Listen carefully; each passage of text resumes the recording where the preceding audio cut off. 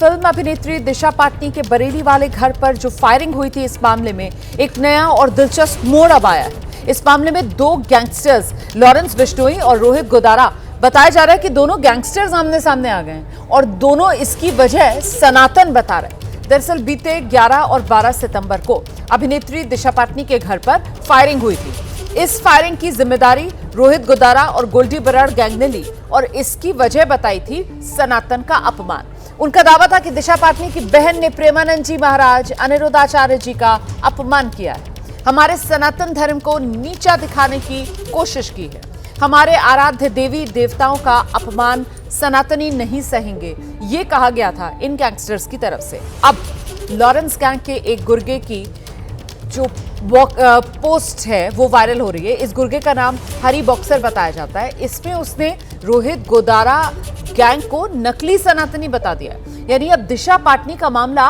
पीछे छूट गया है और गैंगस्टर्स में आपस में ठन गई है कि कौन असली सनातनी है और कौन नकली सनातनी है। तो आप पहली बार सनातन के नाम पर ये जो गैंग वॉर हो रहा है, इसके बारे में विस्तार से जान लीजिए। इसीलिए आगे बढ़ने से पहले लॉरेंस गैंग के गुर्गे हरी बॉक्सर की ये जो वायरल पोस्ट है, इसमें क्या लिखा है उसको जानना जरूरी हो जाता है।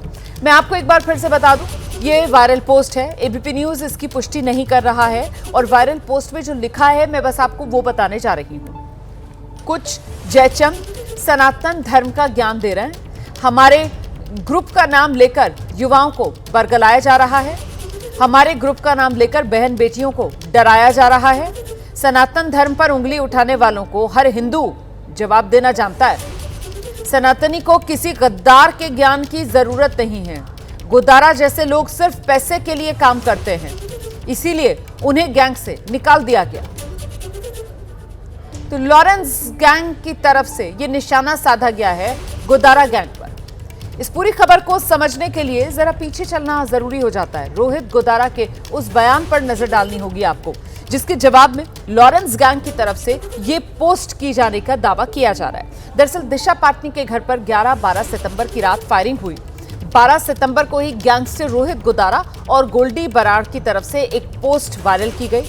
इस पोस्ट में लिखा हुआ था, खुशबू पाटनी, दिशा पाटनी के घर फायरिंग हमने करवाई, इससे हमारे पूज्य संतों का अपमान किया, प्रेमानंद जी महाराज, अनिरुद्धाचार्य जी का अपमान किया गया, हमारे सनातन धर्म को नीचा दिखाने की कोशिश की गई, हमारे आराध्य देवी देवताओं का अपमान हम नहीं सहेंगे।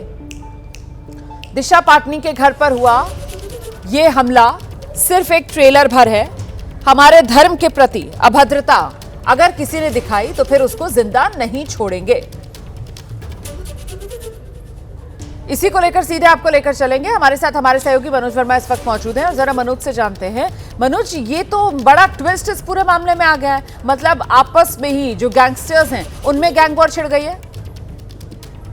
जी बिल्कुल, देखिए मैं आपको बताना चाहूंगा कि जो हमें जानकारी मिल रही है सूत्रों के अकॉर्डिंग से, उनका साफ तौर पर यह कहना है कि रोहित गोदारा और लॉरेंस बिश्नोई पिछले काफी समय से अलग हो गए थे और दरअसल ये जो अलग हुए हैं ये वर्चस्व की लड़ाई को लेकर और पैसे के लेन देन को लेकर के अलग हुए हैं। यही वजह है कि दोनों की जब सोशल मीडिया पोस्ट किसी भी वारदात के बाद आती हैं तो दोनों एक दूसरे पर आरोप प्रत्यारोप का जो है दौर चलाते हैं और एक दूसरे के बारे में उल्टा सीधा लिखते हैं। और यही वजह है कि जब रोहित गोदारा ने दिशा पाटनी के घर पर हुई फायरिंग की जिम्मेदारी दी, उसके बाद जिस तरीके से अब ये दूसरी पोस्ट जो कल आई थी और उसके बाद अब ये जो लॉरेंस बिश्नोई गैंग की तरफ से पोस्ट आई है, दोनों एक दूसरे पर आरोप लगा रहे हैं। तो ये जो इनका झगड़ा था, यानी कि पहले साथ मिलकर के काम करते थे गैंगस्टर, दोनों ही राजस्थान के रहने वाले, लॉरेंस बिश्नोई भी, रोहित गोदारा भी पहले साथ में मिलकर के काम करते थे, गैंग चलाते थे, लेकिन अब दोनों अलग अलग हो चुके हैं। रोहित गोदारा गोल्डी बराड़ के साथ काम कर रहा है, लॉरेंस बिश्नोई जो है अपना अलग गैंग चला रहा है। और जब भी कोई वारदात होती है पूरे इंडिया में, भारत में, दिल्ली में हो, एनसीआर में हो या कहीं पर भी हो, तो वारदात के बाद इनका एक तरीका है कि सोशल मीडिया पोस्ट के जरिए जिम्मेदारी लेना और उसके बाद लोगों के दिल के अंदर डर पैदा करना। तो फिलहाल जो एजेंसी है उनकी नजर इनके सोशल मीडिया पोस्ट पर बनी हुई है। हालांकि जो जानकारी मिल रही है, इनका एक सोशल मीडिया पोस्ट नहीं होता, कई सोशल मीडिया पोस्ट होते हैं, अलग अलग लोग उसको पोस्ट करते हैं, उसके बाद ये इसको आगे वायरल कर देते हैं। तो फिलहाल एजेंसी की जो नजर है इन सभी गैंग्स के ऊपर बनी हुई है। मनोज, आप रहिए मेरे साथ, मैं लौटूंगी आपके पास। देखिए, बरेली में अभिनेत्री दिशा पाटनी के घर पर ये जो फायरिंग का मामला है, दिल्ली पुलिस की स्पेशल सेल ने इस मामले में अब 2 युवकों को हिरासत में भी लिया है। हिरासत में लिए गए ये दोनों आरोपी युवक नाबालिग बताए जा रहे हैं। 11 सितंबर को दिशा के घर फायरिंग हुई थी, उस मामले में ये दोनों शामिल थे, ये जानकारी सामने आ रही है। तो 2 युवक हैं, दोनों नाबालिग हैं, दिल्ली पुलिस ने इन्हें हिरासत में लिया है। सीधे मनोज वर्मा का रुख करेंगे। मनोज, जो खबर कल तक आई थी सूत्रों के हवाले से कि कुल 5 शूटर्स थे जो पहुंचे थे इस वारदात को अंजाम देने के लिए, जिनमें से एक की तबीयत बिगड़ी, वो वापस लौट गया, 2 का एनकाउंटर हो गया और 2 फरार चल रहे हैं। क्या ये 2 नाबालिग जो दिल्ली पुलिस की हिरासत में आए हैं वही 2 शूटर्स हैं जो फरार चल रहे थे? जी नहीं, देखिए मैं आपको समझाना चाहूंगा कि दिशा पाटनी के घर पर जो फायरिंग हुई थी वो 2 फायरिंग हुई थी। एक 11 सितंबर को फायरिंग हुई थी, एक 12 सितंबर को फायरिंग हुई थी। 11 सितंबर को जो फायरिंग हुई थी उस मामले में दिल्ली पुलिस की स्पेशल सेल ने इन 2 नाबालिग शूटर्स को हिरासत में लिया है। उनसे लगातार पूछताछ की जा रही है और ये पुलिस ये जानने की कोशिश कर रही है कि आखिरकार किसके कहने पर इन दोनों नाबालिग शूटर्स ने दिशा पाटनी के घर पर फायरिंग की थी। जो 12 सितंबर को फायरिंग हुई थी उस मामले में पुलिस ने 2 शूटर्स को ढेर कर दिया है। इसके अलावा 2 जो शूटर्स हैं जो फरार चल रहे हैं उनकी तलाश अभी लगातार जारी है। तो 2 अलग अलग मामले थे। जो 11 सितंबर को एक अलग मामला था जिसमें 2 नाबालिगों को हिरासत में लिया गया। इसके अलावा जो 12 सितंबर का मामला था वो बिल्कुल अलग मामला था, उसमें 2 का एनकाउंटर हो चुका है और 2 की तलाश जो है वो जारी है। तो ये बड़ी जानकारी है। देखिए, 2 नाबालिग को हिरासत में लिया गया है। 11 सितंबर को जो फायरिंग हुई थी दिशा पाटनी के घर पर, उस मामले में ये बड़ा एक्शन जो दिल्ली पुलिस ने लिया। गुरुग्राम के सेक्टर 45 में बीती रात हथियारबंद बदमाश थे। हथियारबंद बदमाशों ने MNR बिल्डर के ऑफिस पर जाकर ताबड़तोड़ फायरिंग कर दी है। लगातार 25 से 30 राउंड गोलियां चली हैं और गोलियां चलने के बाद पूरे इलाके में दहशत फैल गई। फायरिंग में किसी के घायल होने की सूचना नहीं है, लेकिन ऑफिस की दीवारों, लग्जरी गाड़ियों पर गोलियों के निशान मिले हैं। घटना के बाद सोशल मीडिया पर एक धमकी भरा पोस्ट भी वायरल हुआ है। इसमें सिंगर राहुल फाजिलपुरिया पर फायरिंग करवाने वाले कुख्यात गैंगस्टर दीपक नंदल ने हमले की जिम्मेदारी ली है और दावा किया है कि यह हमला आर्थिक विवाद के चलते किया गया है। गुरुग्राम के सेक्टर 45 में यह गोलीबारी हुई है। बिल्डर के दफ्तर को निशाना बनाया गया है। ताबड़तोड़ फायरिंग हुई है। दीपक नंदल गैंग ने इस फायरिंग की जिम्मेदारी ली है। गोलीबारी में दफ्तर में काम करने वाले लोग बाल बाल बचे हैं। पुलिस में शिकायत की गई है। इस पूरे मामले में पुलिस अब जांच कर रही है। पुलिस की तरफ से अभी पुख्ता तौर पर कुछ भी नहीं कहा जा रहा, लेकिन खुद ही गैंगस्टर की तरफ से इस हमले की जिम्मेदारी जरूर ली गई है। तो गैंगस्टर दीपक नंदल की जो पोस्ट वायरल हो रही है उसमें क्या लिखा है, अब हम आपको सिलसिलेवार तरीके से ये दिखाने जा रहे हैं। पोस्ट में क्या लिखा है, गैंगस्टर की पोस्ट, इस पे लिखा है फायरिंग के पीछे वजह पैसे की लेन देन है, बिल्डर के रिश्तेदार को मेरे पैसे चुकाने हैं। ये लिखा गया है इस पोस्ट में। 2019 से आज तक इन्होंने मेरे पैसे नहीं दिए, मेरे पैसे नहीं दिए और न्यूजीलैंड भाग गए। मेरे पैसे चुका दो नहीं तो यही अंजाम होगा। ये सोशल मीडिया पर जो पोस्ट है उसमें ये तमाम बातें कही गई हैं कि फायरिंग के पीछे वजह पैसे की लेन देन है, बिल्डर के रिश्तेदार को मेरे पैसे चुकाने हैं, 2019 से आज तक मेरे पैसे नहीं दिए हैं, मेरे पैसे नहीं दिए और न्यूजीलैंड भाग गए, मेरे पैसे चुकाओ वरना ये अंजाम होगा।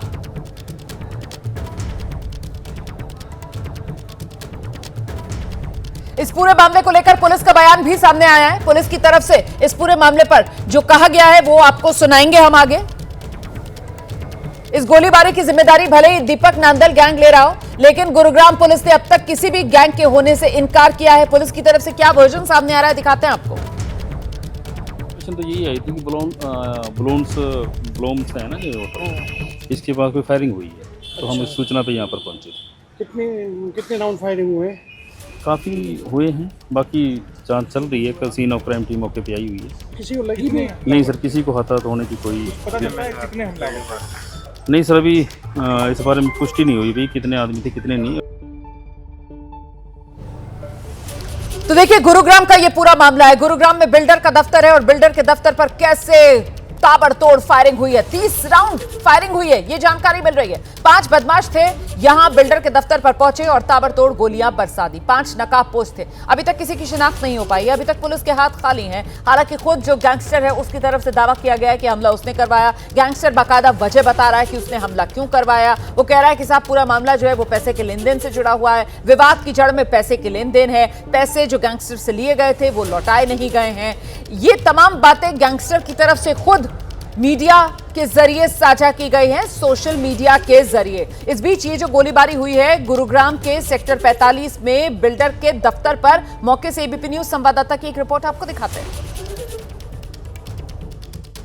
कल देर रात गुरुग्राम गोलियों की गड़गड़ाहट से गूंज उठा था। आज हम सुबह वहीं पर पहुंचे हैं।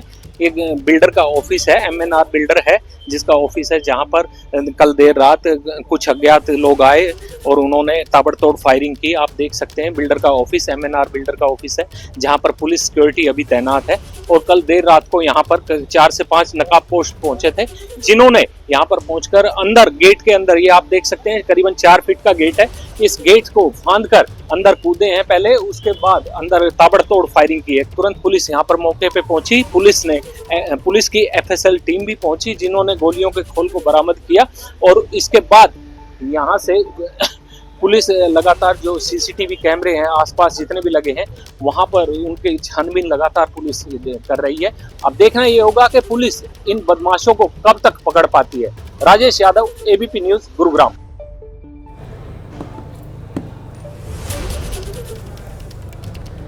तो मौके से हमारे सहयोगी की आपने रिपोर्ट देखी। इस बीच देखिए ये गोलियों के निशान है जो बिल्डर के दफ्तर को निशाने पर लिया गया है। कैसे पूरा इलाका दहल गया। एमएनआर बिल्डर है ये, और गैंगस्टर की तरफ से कहा जा रहा है इसी एमएनआर बिल्डर के रिश्तेदार जिनके साथ पैसे का ये पूरा विवाद है, जिन्होंने पैसे लिए और पैसे लौटाए नहीं। अब खबर उत्तर प्रदेश से है, जहां जालौन में एक रोंगटे खड़े करने वाला मामला सामने आया। यहां तेज रफ्तार कार ने छात्राओं को जोरदार टक्कर मार दी। इस हादसे में एक छात्रा की मौत हो गई है, 2 छात्राओं की हालत गंभीर बताई जा रही है। यह हादसा सीसीटीवी में कैद हुआ है। आप देख रहे हैं सड़क पर चलती छात्राओं को कैसे तेजी से आई एक कार ने टक्कर मार दी, जिसके बाद छात्राएं हवा में उछली। कार की रफ्तार इतनी तेज थी कि सड़क पर गिरी छात्राओं को रौंदती हुई ये कार आगे निकल गई। कुछ ही देर के लिए कार सवार ने गाड़ी कुछ रोकी, धीमी की, और इस हादसे के बाद मौके पर अफरा तफरी मची। बताया जा रहा हादसा उस वक्त हुआ जब सभी छात्राएं ट्यूशन से लौट रही थी। पढ़ाई कर ये छात्राएं लौट रही थी और उसी दौरान इस तेज रफ्तार कार ने इन छात्राओं को कुचल डाला। वहीं आईफोन 17 सीरीज की बिक्री आज से शुरू हो चुकी है। एप्पल स्टोर्स पर खरीदारों की जबरदस्त भीड़ उमड़ रही है। क्रेज बहुत दिख रहा है लोगों में आईफोन 17 खरीदने के लिए। आईफोन 17 की दीवानगी का अंदाजा आप इस बात से लगाइए कि लोग खरीदने के लिए आधी रात से लंबी लंबी लाइनें लगाकर इंतजार कर रहे हैं। मुंबई के बीकेसी एप्पल स्टोर पर भी कुछ ऐसा ही नजारा देखने को मिला। लोग तड़के से यहां लाइन में खड़े इंतजार कर रहे हैं। दिल्ली में भी कुछ ऐसा ही हाल देखने के लिए मिला है। आपको बता दें, भारत में आईफोन 17 की शुरुआती कीमत करीब 79,900 रुपए रखी गई है, जबकि टॉप वेरिएंट की कीमत जो है वो करीब 1.5 लाख रुपए के आसपास है। आईफोन का नारंगी रंग का वेरिएंट सबसे ज्यादा पॉपुलर हो रहा है। इसकी बिक्री ज्यादा होने की कंपनी को उम्मीद है। नया कलर है जिसमें आईफोन लॉन्च किया है एप्पल ने।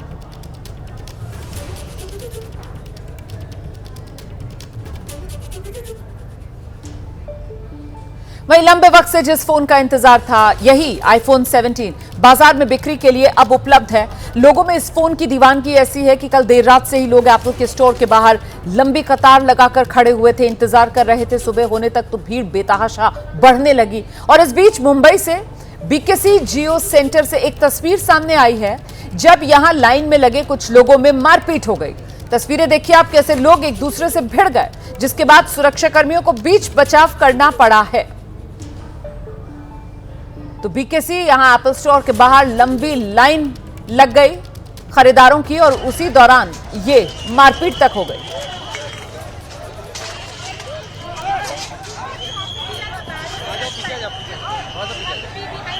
टेक्नोलॉजी की दुनिया में चर्चित आईफोन 17 आज से स्टोर्स में बिक्री के लिए उपलब्ध है, जिसके लिए आईफोन 17 खरीदने वाले ग्राहकों की लंबी कतार देखने को मिल रही है।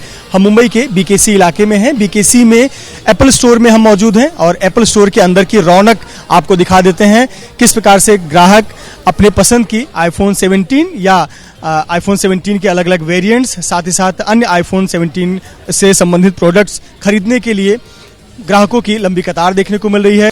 हम एप्पल स्टोर के अंदर हैं और आप देखें तो एप्पल आईफोन 17 के 4 वेरिएंट आज से बिक्री के लिए उपलब्ध हैं। एक जो आईफोन 17 स्टैंडर्ड है, आईफोन 17 एयर, आईफोन 17 प्रो और आईफोन 17 प्रो मैक्स। बात करें तो सबसे ज़्यादा चर्चा इस ऑरेंज आईफोन की ज़्यादा हो रही है, क्योंकि एक अनोखे कलर में इस बार आईफोन 17 उपलब्ध है और इसे खरीदने के लिए लोगों की ज़्यादा कतार देखने को मिल रही है, क्योंकि हर बार ज़्यादातर लोग एक ट्रेडिशनल कलर्स आईफोन 17 का पसंद करते आए हैं। तो देखिए, ये तस्वीरें अपने आप में बहुत कुछ बता रही हैं। आईफोन 17 को लेकर जिस तरीके का क्रेज है लोगों में, उसकी गवाही भी ये तस्वीरें दे रही हैं और लोग किस तरीके से बेसब्र होते हुए नजर आए आईफोन की खरीदारी के लिए। इंतजार लोगों से हो नहीं रहा था, रात से ही लोगों ने लंबी कतारें लगा ली थी और ऐसे में दिन चढ़ा और दुकान खुली, लेकिन वो कतारें इतनी लंबी थी कि लोगों के सब्र का बांध भी टूटने लगा और यहाँ पर आपस में उलझते हुए भी कुछ लोग नजर आए। हालांकि मौके पर मौजूद सुरक्षा कर्मियों ने बीच बचाव करवाया। आईफोन के लिए लंबी कतार, और ये किसी एक शहर की तस्वीर नहीं है, बल्कि देश के अलग अलग बड़े शहरों में इसी तरीके की तस्वीरें देखने के लिए मिल रही हैं। मुंबई की तस्वीरें हमने आपको दिखाई, बेंगलुरु का भी ऐसा ही हाल नजर आया, दिल्ली में भी इसी तरीके का क्रेज देखने के लिए मिला। आईफोन 17 के खरीदार बेसब्री से इस इंतजार में कि कब उनके हाथ में उनका अपना नया आईफोन 17 आए।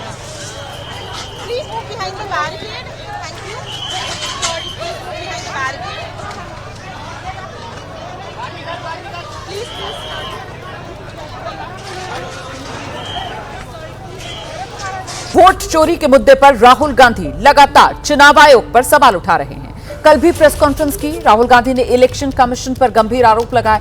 अब राहुल गांधी ने एक बार फिर से एक्स पर पोस्ट करके चुनाव आयोग पर निशाना साधा है। मुख्य चुनाव आयोग का नाम तो नहीं लिया राहुल गांधी ने अपने इस पोस्ट में, लेकिन निशाना उन्हीं को बनाया राहुल गांधी ने।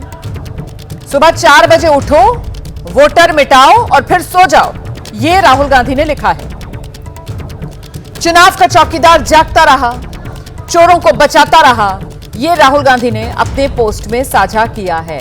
निशाने पर राहुल गांधी की तरफ से मुख्य चुनाव आयोग को ही लिया गया है, नाम नहीं लिया गया है, लेकिन सीधे निशाने पर मुख्य चुनाव आयुक्त ही हैं। तो ये जो लगातार राहुल गांधी की तरफ से वोट चोरी की बात कही जा रही है, निशाने पर बीजेपी से लेकर चुनाव आयोग तक को राहुल गांधी ले रहे हैं, इस पर केंद्रीय मंत्री गिरिराज सिंह ने आपत्ति जताते हुए विवादित बयान दे दिया है। अर्बन नक्सल बनना चाहते हैं राहुल गांधी, ये कह रहे हैं गिरिराज सिंह। भारत को गृह युद्ध में फंसाना चाहते हैं राहुल गांधी। राहुल गांधी इधर उधर की बात ना करें, वो सिर्फ इधर उधर की बातें ही करते हैं, ये अर्बन नक्सल हैं। राहुल गांधी को अर्बन नक्सल कह रहे हैं गिरिराज सिंह।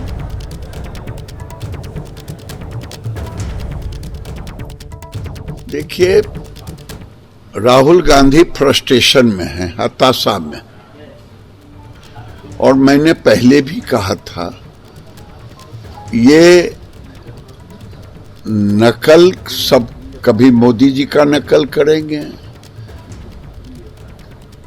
कभी जैन जेड की बात करेंगे, ये अर्बन नक्सल बनना चाहते हैं। भारत में अर्बन नक्सल राहुल गांधी ऑलरेडी उसी रूप में अपने को एक्ट कर रहे हैं। भारत कभी राहुल गांधी जैसे अर्बन नक्सल को नहीं स्वीकारेगा और ये भारत को गृह युद्ध में फंसाना चाहते हैं।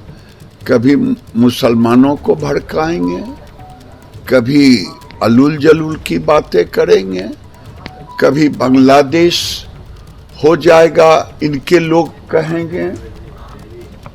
तो ये दुर्भाग्यपूर्ण है, इस देश के एलओपी आज तक ऐसा नहीं हुआ था, ये अर्बन नक्सल है। उत्तर प्रदेश का रुख करते हैं, जहां नगीना से आजाद समाज पार्टी के सांसद हैं चंद्रशेखर आजाद। जगत गुरु राम भद्राचार्य पर विवादित टिप्पणी की है। नगीना के इन माननीय के बयान पर संत समाज में अब भारी गुस्सा है, आक्रोश है। उन्होंने पूर्व जन्म में कितने गलत कर्म किए होंगे कि कुदरत ने उनको आंखें ही नहीं दी, उनसे देखने का अधिकार भी छीन लिया। दिव्यांगता का मजाक उड़ाते ये नगीना के सांसद चंद्रशेखर आजाद हैं। बरेली में चंद्रशेखर प्रबुद्ध जन सम्मेलन में शामिल होने पहुंचे थे, जिसकी थीम थी अस्तित्व बचाओ भाईचारा बनाओ। उस मंच से जनता के इस प्रतिनिधि ने बेहद असंवेदनशील और विवादित बयान दिया है। ये खुद कहते हो कि मुझे दिखता नहीं है, मेरी आंखें नहीं है, और सनातन के हिसाब से उन्होंने पूर्व जन्म में कितने गलत कर्म किए होंगे कि कुदरत ने उनको आंखें ही नहीं दी, उनसे देखने का अधिकार भी छीन लिया। इस बात को हमें समझना चाहिए। उन्होंने कैसे बुरे कर्म किए होंगे, कितने बड़े बड़े अपराध किए होंगे उस अपराधी ने। चंद्रशेखर के ये विवादित तीर जगत गुरु रामभद्राचार्य की ओर चलाए गए, जो तुलसी पीठ के पीठाधीश्वर हैं, जिनमें करोड़ों सनातनियों की आस्था है। मथुरा से लेकर चित्रकूट तक साधु संतों ने चंद्रशेखर के खिलाफ झंडा बुलंद कर दिया है। भद्राचार्य जी महाराज जी की बात करें तो उनके पास भौतिक दृष्टि नहीं, दिव्य दृष्टि है।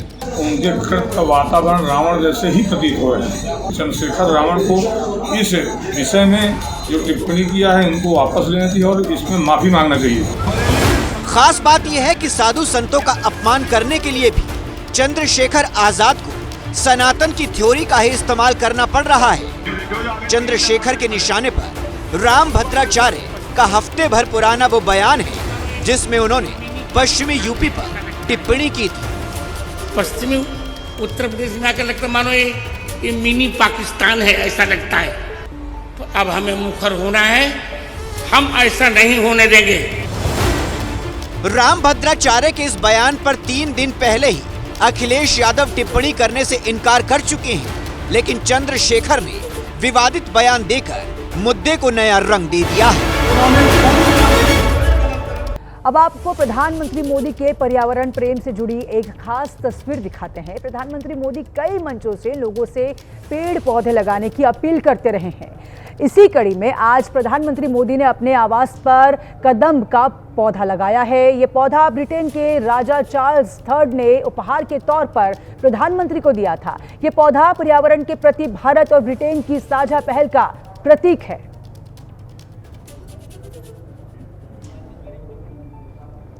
तो देखिए, तस्वीरें हैं, प्रधानमंत्री आवास से तस्वीरें आ रही हैं जहां पर प्रधानमंत्री मोदी खुद पर्यावरण की तरफ किस तरह से प्रेम है वो दिखा रहे हैं, पौधा खुद लगा रहे हैं। प्रधानमंत्री मोदी के पर्यावरण प्रेम से जुड़ी ये खास तस्वीर इस समय आप अपने टेलीविजन स्क्रीन पर देख रहे हैं। प्रधानमंत्री मोदी कई मंचों से लोगों से पेड़ पौधे लगाने की अपील करते आ रहे हैं और वो स्वयं आज देखिए किस तरह से खुद भी अपने घर के इलाके में, अपने आवास क्षेत्र में पौधा लगा रहे हैं।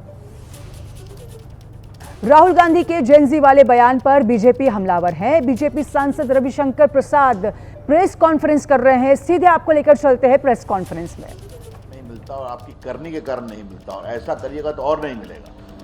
कृपया करके आप देश के मतदाताओं का अपमान करना बंद करिए। दूसरा, आपको याद होगा उन्होंने कुछ समय एक बात कही थी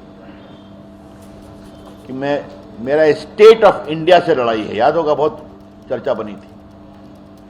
वो मोदी जी की सरकार से लड़ सकते हैं, स्टेट ऑफ इंडिया में तो पूरा देश आता है ना, सरकार आती है ना, मीडिया आता है, कोर्ट आता है ना। तो राहुल गांधी के बारे में क्या कहा जाए? वो चुनाव आयोग का अपमान करते हैं। नरेंद्र मोदी तो खैर छोड़ दीजिए, वो संसद का अपमान करते हैं, वो कोर्ट का अपमान करते हैं, और वो तो आप लोग को भी बारे में कहते हैं मीडिया बिका हुआ। याद है उनका पब्लिक स्टेटमेंट है। तो सारी संवैधानिक संस्थाओं का अपमान करते हैं। लेकिन मित्रों, कल जो उन्होंने एक बात कही है वो बहुत दुर्भाग्यपूर्ण है। जो उन्होंने बात कही कि वे संसद की मर्यादा, हाँ, राहुल गांधी ने कल शाम 7:05 में एक ट्वीट किया है। देश के युवा, देश के स्टूडेंट, देश के जनरेशन जे संविधान को बचाएंगे, लोकतंत्र की रक्षा करेंगे और वोट चोरी को रोकेंगे। I repeat, Rahul Gandhi put up a post on the social media at 7:05 in the evening. The youth of the country, the students of the country, and Gen J will safeguard the constitution and democracy and stop the stealing of the votes. क्या कहना चाहते हैं राहुल गांधी? आप कहना क्या चाहते हैं कि एक जेएनजे के नाम पर देश में आप अराजकता फैलाना चाहते हैं? ये बहुत गंभीर सवाल है। और ये पूरा ट्वीट किया गया और उनका इकोसिस्टम ने जेएनजे के नाम से ट्वीट करना शुरू किया। ये बहुत गंभीर विषय है। राहुल गांधी जानबूझकर लोकतंत्र को कमजोर कर रहे हैं, देश में अराजकता फैलाना चाहते हैं और हिंसा अराजकता को उकसा रहे हैं। एक लोकतांत्रिक रूप से तीसरी बार चुनी हुई सरकार के खिलाफ, आई रिपीट, लोकतांत्रिक रूप से तीसरी बार चुनी हुई सरकार के खिलाफ इसकी हम बहुत भर्त्सना करते हैं। और ये पूरा इकोसिस्टम राहुल गांधी की अगुवाई में काम कर रहा है। क्योंकि हमें वोट नहीं मिलता तो अब ये रास्ते से चले। राहुल गांधी कृपया करके देश के लोकतंत्र से खिलवाड़ करना बंद करिए।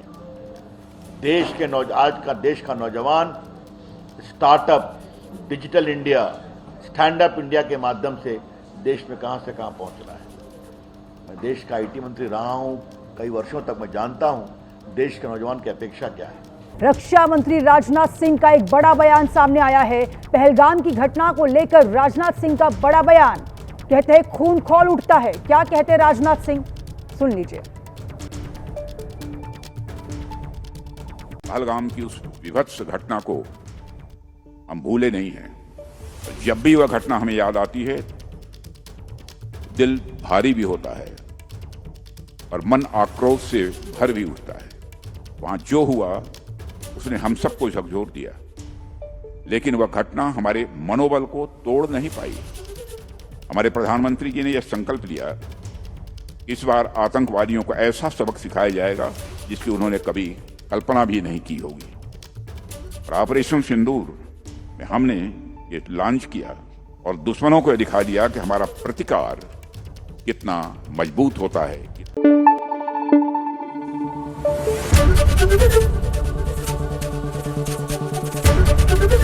एबीपी न्यूज आपको रखे आगे।